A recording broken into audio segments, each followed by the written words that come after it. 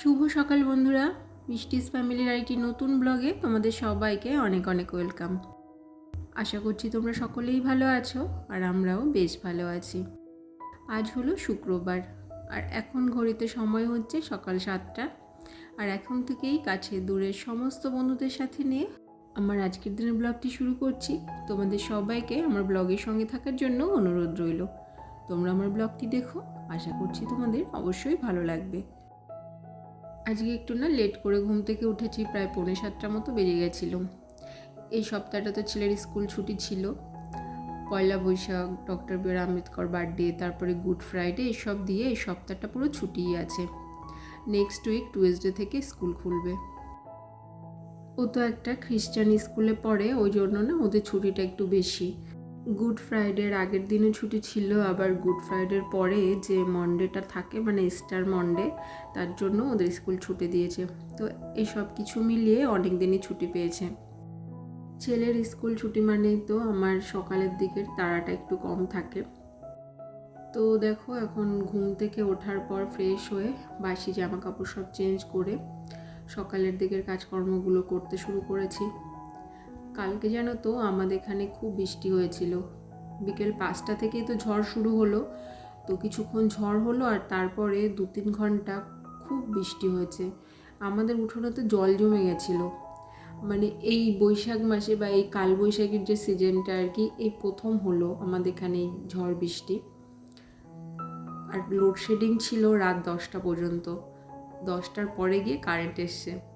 তো ঝড় বৃষ্টি হয়েছে তো, আর প্রথম দিকে যে ঝড়টা হয়েছিল তার জন্য প্রচুর ধুলো বালি একদম ওই ঘরে বারান্দার মধ্যে ঢুকে গেছিলো। ঘরে বেশি ঢুকতে পারেনি, কেননা জানলা টানলা বন্ধ করে দিয়েছিলাম, কিন্তু বারান্দার সাইডগুলো, তারপরে এই যে সিঁড়ি টিড়িগুলো দেখছো, এগুলো সব জায়গায় প্রচুর বালি বালি লাগছিল। কিন্তু বললাম ওই যে রাতের বেলা কারেন্ট ছিল না, রাত 10টার পরে কারেন্ট এসছে, ওই জন্য আমি কোনো কাজই করতে পারিনি রাতের দিকে। রাত 10টার পরে তখন খাওয়া দাওয়ার পরে আর ইচ্ছা করছিল না যে বারান্দা টারান্দাগুলো একটু ঝাড়ু দিয়ে পরিষ্কার করে রাখি। তাই তো দেখো, সকালে ঘুম থেকে ওঠা সবার আগে আজকে ওই কাজটাই করলাম। ঘরটা তো ঝাড়ু দিইনি, এখনও ছেলে ঘুমোচ্ছে, তাই বারান্দা আর সিঁড়ি ওই সমস্ত জায়গাগুলো ঝাড়ু দিয়ে নিলাম। আর তারপরে চলে এসেছি ঠাকুর ঘরে, এখন ঠাকুর ঘরটা মুছে নেব। ছেলেকে ঘুম থেকে তুলে দিয়ে ব্রাশ ট্রাশ করিয়ে দিয়ে এখন বিছানাটা একটু গোছাবো। আজকে বেড কভারটা চেঞ্জ করলাম। পরশুদিন আমার ছেলে ওই ড্রয়িং করতে করতে বেড কভারের ওপরেও কালার লাগিয়ে ফেলেছে, তাই ওটা তুলে দিলাম। বেশি দিন থাকলে আবার ওই কালারটা যেতে চাইবে না, তাই ওটা তুলে দিয়েছি বেড কভারটা একটু ধোবো বলে। আজকে তো তুলেছি, কিন্তু আজকে জানি না ধুতে পারবো কি না, কেননা রোদটা একটু কম, সকাল থেকে একটু মেঘলা মেঘলা। কালকে যেহেতু বৃষ্টি হয়েছে, ওই জন্য সকাল থেকে দেখছি রোদের সেরকম একটা দেখা নেই। দেখা যাক পরে বেলার দিকে রোদ সেরকমভাবে ওঠে কি না। আর এই বালিশের কভার দুটো কালকে ধুয়ে দিয়েছিলাম, তাকে বললাম কালকে রাতে আর লোডশেডিংয়ের মধ্যে কোনো কাজই করিনি। কারেন্ট না থাকলে ইচ্ছা করে না কোনো কাজ আর কি করতে, মনে হয় যেন চুপ করে বসে থাকি। তো বালিশের কভারটা আজকে সকালে এই যে পরিয়ে দিলাম। তো বিছানাটা ভালো করে গুছিয়ে নিয়ে এখন এই সোফাটা একটু ক্লিন করে নেব, আর তারপরে ঘরটাও ভালো করে ঝাড়ু দিয়ে নেব। ঘরটা ঝাড়ু টাড়ু দিয়ে তারপরে কিচেনে যাব। ছেলেকে ঘুম থেকে তুলে তো ব্রাশ করে দেওয়ার পর ওকে কিছুই খাওয়াইনি। আসলে আজকে ওকে সকালে যে সেইগুলোটা খাওয়াবো না, ভেবেছি যে আজকে একটু ডিম পরোটা বানাবো। তার জন্য ওকেও দেবো, খেতে পছন্দ করে জিনিসটা। আর প্রতিদিন তো একই টিফিন করে আর কি, বাড়ি থাকলে আর কি সেরিগ্রো সকালবেলাটা, অন্য সেরকম একটা কিছু সকালের টিফিনে ওকে দেওয়া হয় না। তাই আজকে যখন সকালে টিফিনে সবার জন্য ওটা বানাচ্ছি, তাই ভাবলাম যে ওকেও টিফিনে ওটাই খেতে দিই। ও ভীষণ পছন্দ করে জানো তো এই সমস্ত জিনিস, কিন্তু ওই যে দিতে যাই না বাচ্চা বলে। সকালে ঘুম থেকে ওঠার পর তো বাইরের দিকটা পুরো ঝাড়ু লাগিয়ে দিয়েছিলাম, ঘরটায় বাকি ছিল। আর এটা করেই কিচেনে চলে যেতে হবে, অন্য কোনো ক্লিনিংয়ের বা ডাস্টিংয়ের কাজ কিছুই করব না। যেদিন সকালবেলা এরকম আমার কিচেনে কাজ থাকে বা টিফিন বানানোর থাকে, সব দিন তো বানাই না, মাঝে মধ্যে মুড়ি খেয়ে নিই। বাবা মা তো রুটি প্রতিদিনই খাচ্ছে, কিন্তু ওটা তো আমি বানাই না, মাই করে নেয়। তো যেদিন আমার এরকম করতে হয় সেদিন আমি সকাল সকালই কিচেনে যাই, নাহলে আবার সবাইকে টিফিন দিতে দেরি হয়ে যাবে। আর যেদিন কিচেনে এরকম কাজ না থাকে সেদিন দেখবে আমি আমার যে সমস্ত কাজ থাকে আর কি উপরের রুমে ক্লিনিংয়ের কাজ বা ডাস্টিংয়ের কাজ যাই বা করি না কেন সেটা করে তারপরেই একেবারে রান্নাঘরে আসি দুপুরে রান্না করার জন্য। কিচেনে এসে আটা ময়দা ভালো করে মেখে নিলাম আর এখন ডিম পাউডারটা বানাবো। তো প্রথমে না রুটিটা একটু সেঁকে নিলাম আর তারপরেই তেলের মধ্যে দিলাম। আর অল্প তেলে করব, বেশি তেলে করলে আবার সেটা তো খাওয়া ভালো নয় না। বেশি তেলে করলে হয়তো টেস্ট বেশি হয়, কিন্তু বেশি তেলে আমি করব না। তো একটা রুটির ওপর ডিমটা ওইভাবে দিয়ে দিলাম। ছেলের জন্য করছি বলে, মানে প্রথমটা ছেলেকে দেবো করে, তো ওই জন্য আর লঙ্কা দিলাম না। আমাদেরগুলো যখন করব তখন লঙ্কা দেব। তো একটা রুটির ওপর ডিমটা ওরকম দিয়ে তার উপর আর একটা রুটি দিয়ে এইভাবে আমি ডিম পাউডারটা করি। আর আমার না এইভাবে ডিম পাউডার রেডি করতে ইজি মনে হয়। তো ছেলেকে দিয়েছি খেতে আর ওর তো খুব ভালো লেগেছে। দেখো একা একাই খেয়ে নিচ্ছে। বাবা মাকেও করে দিয়েছি আর এই যে আমার জন্য একটাই নিয়ে নিয়েছি। একটা খেলেই হয়ে যায়, ওর মধ্যে দুটো রুটি আছে তো, আর সকালবেলা এইটুকু টিফিনই যথেষ্ট। ব্রেকফাস্ট করার পরে না আর কিচেন থেকে আর যাইনি, জানো তো, একেবারে দুপুরে রান্নায় বসিয়ে দিয়েছি। রান্নাঘরে যখন ঢুকেছি তাহলে ভেবেছি একেবারে সব রান্নাবান্না করে তারপরেই কিচেন থেকে বেরোবো। ভাত বসিয়ে দিয়েছি আর তারপরে কিছুটা আলু ভাজা করে নিলাম। আর সকালের দিকে ডালটা মা করে নিয়েছে। আজকে বেশি কিছু রান্না করব না, কারণ টিফিনে সব খাওয়া হয়েছে তো, তাই ডাল আলু ভাজা। আর এখন দেখো একটু মাছের ঝোল করে নেব। আজকে আছে বাটা মাছ আর পাবদা মাছ।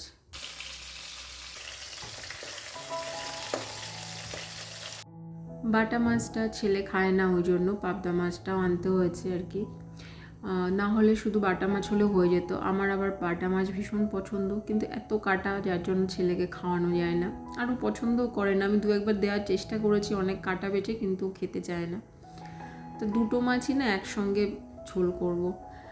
আলু টমেটো আর সামান্য একটু আদা আর জিরে বাটা দিয়ে এই মাছের ঝোলটা করছি। আর 2 পিস বাটা মাছ ভাজা রেখেছি। আমার শ্বশুরমশাই আবার বাটা মাছটা ভাজা খেতে পছন্দ করেন। পাবদা মাছ না আবার শুধু ভাজা খাওয়া যায় না, ওটা দিয়ে না এরকম মাছের ঝোল না করলে ভালো লাগে না। শুধু ভাজা পাবদা মাছ আমাদের বাড়িতে তো কেউ খায়নি। তোমরা কেউ খাও কি না জানিও তো। আমরা সবসময় এরকম রান্না করেই খাই। কিন্তু দেখো কাতলা মাছ বা বাটা মাছ বা অন্য কোনো মাছ হলে কিন্তু সেটা শুধু ভেজে খাওয়া যায়। তো আজকের দুপুরের মেনুতে খুবই সিম্পল সব খাবার, ডাল আলু ভাজা আর মাছের ঝোল। আর গরমে তো না বেশি কিছু খেতেও ইচ্ছা করে না। তো রান্নাবান্না দেখো তাড়াতাড়ি শেষও হয়ে গেছে। অল্প আইটেম তো, ওই জন্য রান্নার কাজও তাড়াতাড়ি হয়ে গেছে। এতক্ষণ রান্নাঘরে ছিলাম তো ছেলেকে সময়ই দিতে পারিনি। মাঝে মধ্যে না আমি ভাবি যে দেখো সকালে ঘুম থেকে ওঠার পর ওকে টিফিন করিয়ে দেওয়ার পর এতটা টাইম ও খেলা করে বা ঠাম্মি দাদুর সঙ্গে কাটায় বা নিজের মতো করে কাটায়। মাঝে মধ্যে আমার খুব খারাপ লাগে যে ও সময় দিতে পারছি না। রান্নাঘরে অনেকটা সময় কেটে যায় খাবার দাবার বানানো সমস্ত কিছু দিয়ে। ছোটোবেলায় না আরও সমস্যা হতো জানো তো, যখন রান্না করতাম আর যখন অল্প অল্প আধো আধো কথা শিখেছে, মাঝে মধ্যে গিয়ে আমার কাছে গিয়ে না আমাকে ধরে দাঁড়িয়ে থাকতো আর বলতো মা ঘরে চলো এরকম করে বলতো। খুব খারাপ লাগতো জানো তো। তো এখন তো বড় হচ্ছে, তাও আমারও মাঝে মধ্যে যখন ওর স্কুল ছুটি থাকে বাড়িতে থাকে, তাও না ও কী করবে, আমি রান্না করব তো ঘুরবে খেলবে আর মাঝে মধ্যে গিয়ে বলবে মা তোমার হয়েছে, মা তোমার হয়েছে। আসলে ওরা তো সেরকম খেলার সাথী পায় না। এখনও দেখবে কেউ কারো বাচ্চার সাথে না কেউকে খেলতে দেয় না। সবার বাচ্চা বাড়িতেই থাকে, হয় ফোন দেখছে বা নিজের মতো কিছু খেলছে বা করছে। আমার বাচ্চাও তাই, আশেপাশের কোনো বাচ্চাও নেই যে খেলবে। তো যাই হোক, ওপরে আসার পর ছেলেকে স্নান টান করিয়ে দিয়েছি আর ও ড্রয়িং করছে। আর আমি ওই যে আমার ছেলের দেওয়ালে চক দিয়ে এটা সেটা এঁকে রেখেছে, লিখে রেখেছে। এটাও ছোটোবেলায়ও করতো, মানে 2 বছর 3 বছর বয়স থেকে করেছে, এখনও করে মাঝে মধ্যে। এখন একটু কমেছে, তাও সুযোগ পেলেই করছে। তো সেইগুলো ভালো করে মুছে দিয়েছি দেয়াল টেয়ালগুলো। ওর তো এখনও 3-4 দিন স্কুল বন্ধ থাকবে। তো স্কুলের জুতোগুলো ভালো করে মুছে সুর একটাও ভালো করে পরিষ্কার করে ওটা রেখে দিলাম। অল্প কিছু কাচা ছিল, ভেবেছিলাম আজকে বেড কভারটা কাচবো, কিন্তু রোদ না উঠেছে কিন্তু সেইভাবে নয়, ওই জন্য আর ওটা কাচিনি বেড কভারটা, একটু ভারী তো, মোটা, শুকোতে একটু টাইম লাগবে।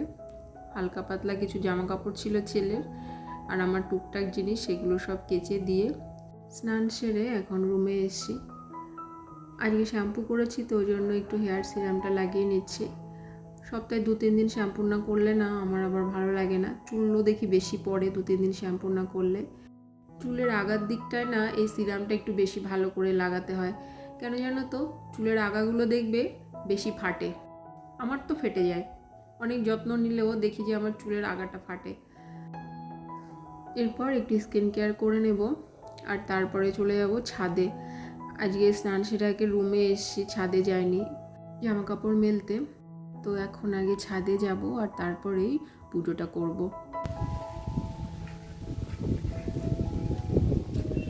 আজকে রোদের হয়তো অতটা তেজ নেই, কিন্তু ছাদে না ভীষণ হাওয়া আছে, তো তার জন্য জামা কাপড়গুলো শুকিয়ে যাবে। আর খুব বেশি জামা কাপড় আমি আজকে কাচাকুচি করিনি। আমি ছাদে এসেছি বলে দেখো, ছেলে ড্রয়িং করছিল, ওটা ছেড়ে ও চলে এসছে।